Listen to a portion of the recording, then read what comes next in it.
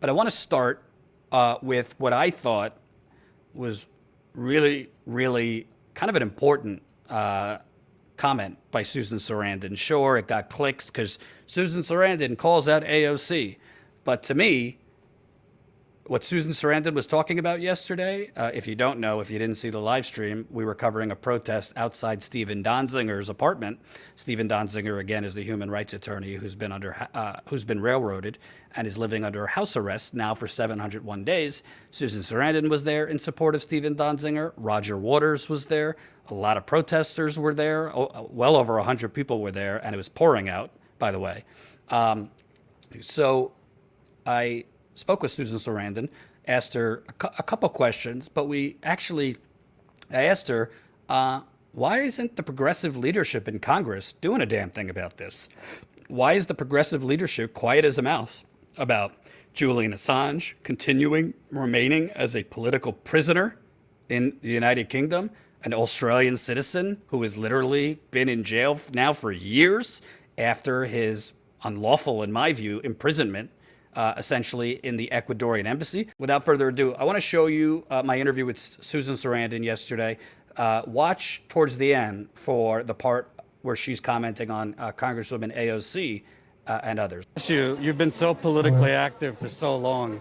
Between Julian Assange and this, what's going on with Stephen, have you ever seen this? Jordan. I thought I heard your voice.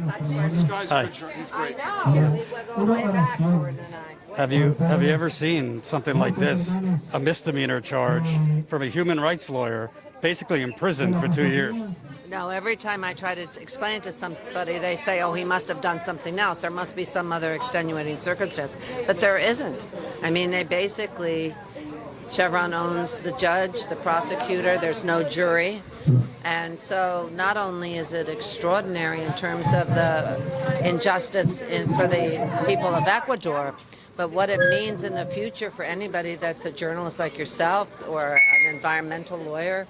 I mean, basically, they've spent millions of dollars making their point that if you mess with Chevron, you're in trouble. And the fact that the mainstream media is doing their bidding and not covering this is a really telling sign in terms of what's going on with our lack of journalistic integrity.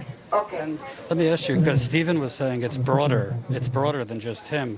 The attacks on people from Standing Rock, the attacks on protesters, water protectors, Line 3, states trying to make laws to criminalize protesters.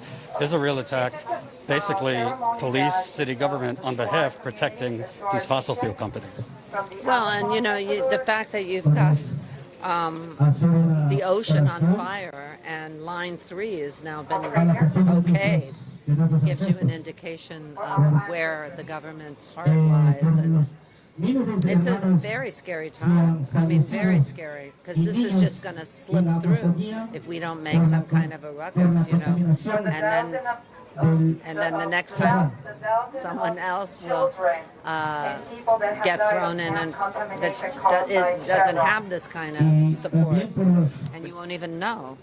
Would you like to see more organization and outspokenness from the progressives in the Congress, Bernie, not just on this, but Julian Assange as well?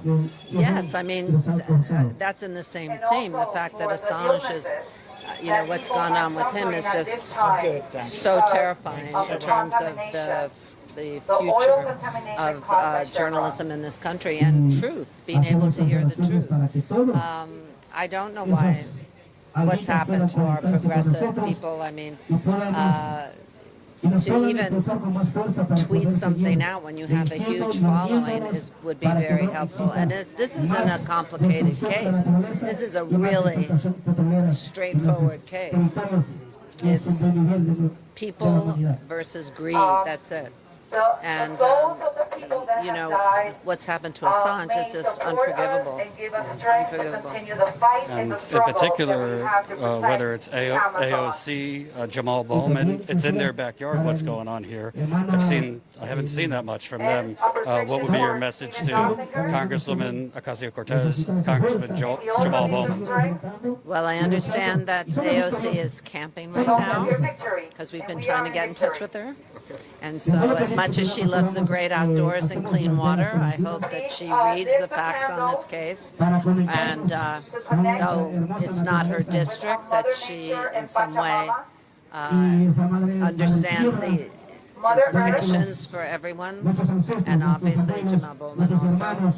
Yeah. Last question. You were mentioning it was 100 degrees in Canada the other day. The West Coast is extremely hot. It's very hot here, and President Biden is scaling back the climate proposals in the infrastructure deal. What do we do here? Because the planet's on fire, and essentially President Biden and the Democrats, along with the Republicans, are throwing Band-Aids at a gunshot wound. We are operating to Arutam, what can I say? the name of the god of the Amazon. It's very discouraging In our hearts, because I thought we were supposed to push him, and I don't see anyone and like pushing. that, I mean, everyone knew going in where Biden's stance was on the getting united to environment. be one whole force. He's always supported fracking. He's always received money from oil and gas. To fight back. So and this to be isn't united surprising, in our struggle. but it is surprising that we don't see anybody pushing. So if there's some behind-the-scenes strategy that we don't know about, I would really hope it kicks in soon. Thank you very much. So that was Susan Sarandon holding a candle. That was the portion of the protest where Susan, other protesters held up candles to memorialize the people who have died in Ecuador because of Chevron's poisoning of the water, the air, killing animals, all that. Can you think of a better metaphor for the progressive movement, particularly in Congress right now, than out camping? Like, can you? I could not come up with something better. And she's literally telling the truth. The progressive movement, and I always say this, is out in the wilderness. We don't have any leaders anymore. Technically we do, but they're literally camping physically and figuratively and literally out in the woods. Now, a few things about what Susan Sarandon said.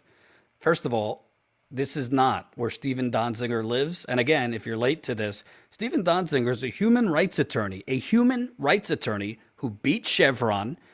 Him, along with others who supported his case, sued Chevron for poisoning the Amazon in Ecuador, for killing people, for many other people that haven't died yet, have cancers and other immune system and other physical issues due to Chevron. And he took a courageous stand to sue a corporate Goliath. First it was Texaco, then they morphed into Chevron, and he won. But instead of paying it, Chevron has gone after him. A federal prosecutor, a U.S. prosecutor, would not go after Stephen Donziger, declined to go after him, okay? Because there's no case here. What happened? The judge then hired a private attorney, a private prosecutor, to go after him, somehow on behalf of the United States government, if that makes any sense. AOC, and I'm not trying to just target AOC, in terms of online, is the most powerful politician in America. Other than Trump, who's not allowed on Twitter and Facebook anymore, AOC's got the most power as anyone. If she tweets anything about pretty much any topic, particularly if it's critical of the Biden administration, Democrats, it immediately becomes news. It immediately becomes news. And she knows that. She knows the power of her words. Now, I'm sure AOC has plenty of people begging her to tweet out something on their behalf, whether it's about an event or a cause or whatever. I'm not saying she's not entitled to go camping or take a vacation, whatever. But Susan Sarandon, she's not a dummy. She's careful with her words, but she's deliberate with her words. I've interviewed her several times. She was directly throwing shade at Congresswoman Ocasio-Cortez because this goes beyond Stephen Donziger. I happen to know that AOC has not pushed other things that people like Susan Sarandon begged them to push.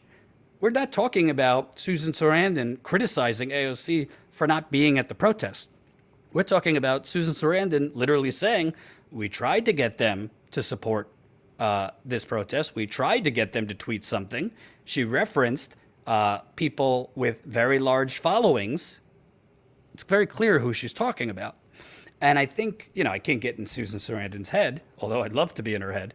But I think what she's talking about is what happened to the ruckus? Where's the ruckus, AOC? And if you don't know, Susan Sarandon was literally on the ground in Queens, like door knocking for AOC and supporting AOC, just like she did for Bernie Sanders. So it sounds to me that whether it's Susan Sarandon, others, progressives that aren't cult worshipers and aren't just going to support AOC and others because, yay, they're all we have, but are finally saying, like, what the happened to you here? Like, literally, you cannot tweet